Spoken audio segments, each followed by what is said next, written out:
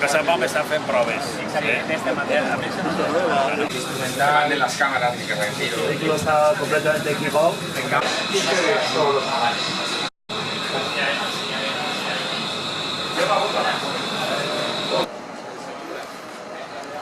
Per a nosaltres avui és un dia de goig. L'any passat vam comprar autobusos i jo vull recordar que feia 5 anys que no es comprava un sol autobús en esta ciutat, el qual ja va ser un pas perquè sabeu que l'edat mitjana dels autobusos són molt majors. Això ho fem amb una voluntat molt clara de que en València ens està preocupant cada vegada més el tema de la contaminació de l'aire.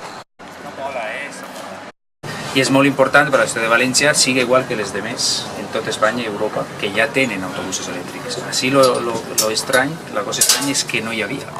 I aleshores, en això que fem? Donem millor servei, reduïm emissions i, a més, menys soroll al centre de la ciutat.